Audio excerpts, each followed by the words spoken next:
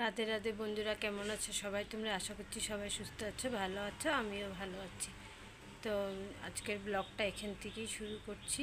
আর আমার ঠোঁটের মধ্যে জানি না কি হয়েছে, পুরো ঠুসকা পড়ে গেছে কালকে দুপুরবেলায় হঠাৎ করে। আমি তো প্রথমে ভেবেছিলাম যে মাকড়সার জাল বা মাকড়সার কিছু হয়তো লেগেছে, হয়তো খুব চুলকাচ্ছিল। তারপরে পানের মধ্যে তেল লাগিয়ে এটাকে ঘষিয়ে পুড়িয়ে দিয়েছিলাম, ফুটছিল পানগুলো।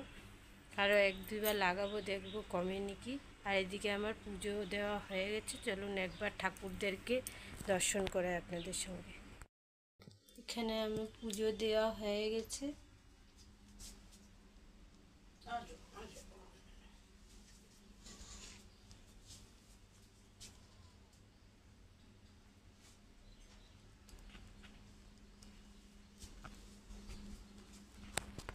সকালবেলা তো ভিডিওটা শুরু করেছিলাম, ভেবেছিলাম মনে মনে আজকে যাই করি অল্প অল্প করে সবটাই শেয়ার করব, কিন্তু এত গরমের জ্বালা, তার মধ্যে কাজের প্রেশার, ভুলেই যাই ভিডিও করতে।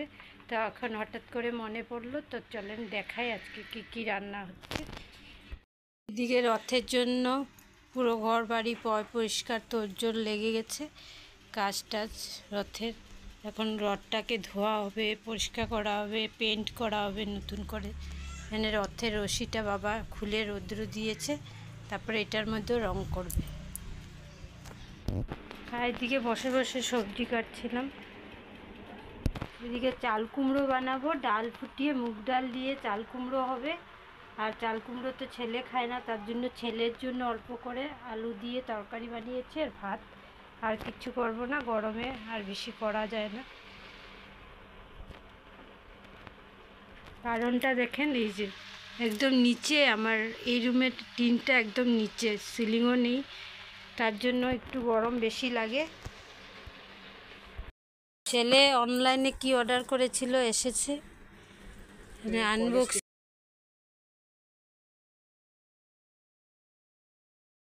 অনেক জল বেরিয়েছে এটার থেকে, অনেক সময় ধরে টানাচ্ছি, লবণ টবণ কিছু দিইনি। জলটা একটু টেনে আসুক, তারপর লবণ মশলা সব দিব। খালি এখানে লঙ্কা আর আদা কাটা দিয়েছি। এখন জলটা অনেকটাই শুকিয়ে এসেছে।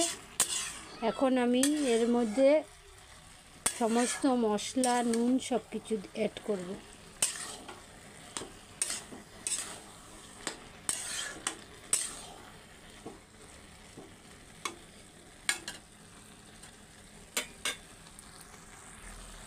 এখানে দিয়ে দিয়েছি নুন, হলুদ আর জিরের গুঁড়ো।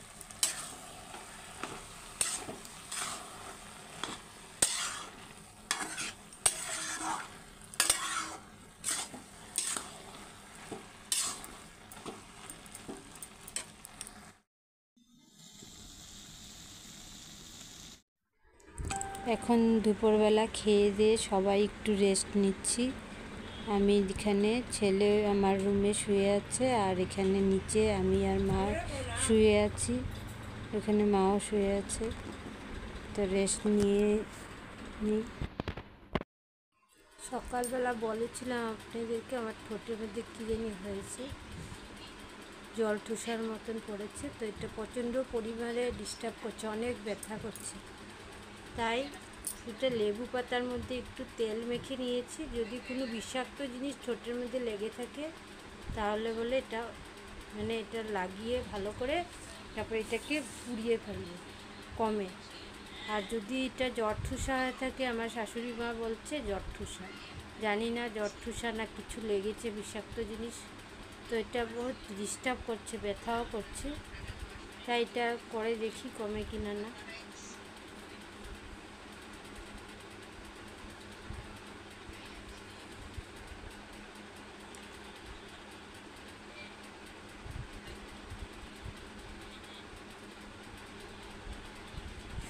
তিনটা পাতা আনলে ভালো হতো, দুটা পাতা এনেছি।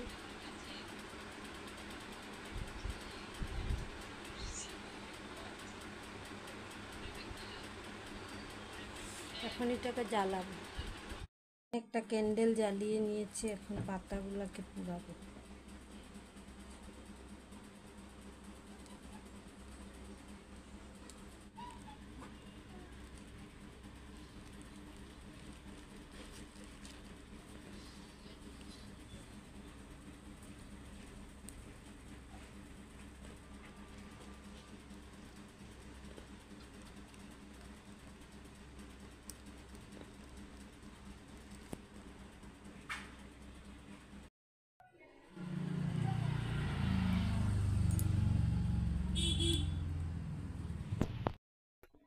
লেবু পাতাটা লাগিয়ে জ্বালিয়ে দিয়েছি, দেখি এখন একটু ব্যথাটা কমে কিনা না। অন্ধবিশ্বাস কিন্তু মা ঠাকুমারা বা আমার শাশুড়ি মাও বিয়ার পরে এগুলো বলেছে, কিচ্ছু লাগলে এরকম করলে বা নজর লাগলে, নজর ঠুসাও তো ওঠে, এরকম লেবু পাতা বা আম পাতা দিয়ে এরকম করে জ্বালিয়ে দিলে কমে যায়। তো যেটা ছোটোর থেকে মেনে এসেছি, শুনেছি, অন্ধবিশ্বাস হলেও এটা করি আর কি। এখন দেখি একটু ব্যথাটা কমে কিনা না। পুরো ফুলে গেছে। আপনারা কতটুকু বুঝতে পারছেন না পারছেন আমি বলতে পারবো না, ফোনে কতটুকু বোঝা যাচ্ছে, কিন্তু অনেকটাই ফুলে গেছে এবং একটা ব্যথাও আছে। ব্যথাটা আর কি সহ্য করা যাচ্ছে না। হাত ঠোঁটটা বারে বারে টানছে, মানে শুকিয়ে যাচ্ছে।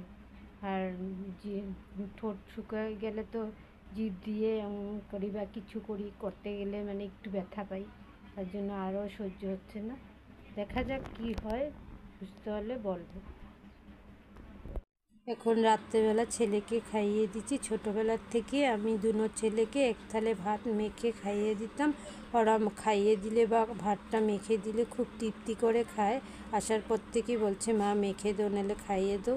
তো অনেক দিন পরে এসেছে, তো তাই জন্য আমি আর না বলতে পারি না, খাইয়ে দিচ্ছি। তো এখানেই আজকের ব্লগটা শেষ করছি। বাই, রাধে রাধে। আবার একটা নতুন ভিডিওর সঙ্গে আপনাদের সঙ্গে দেখা হবে। ততক্ষণ সবাই সুস্থ থাকুন, ভালো থাকুন, সাবধানে থাকুন। রাধে রাধে।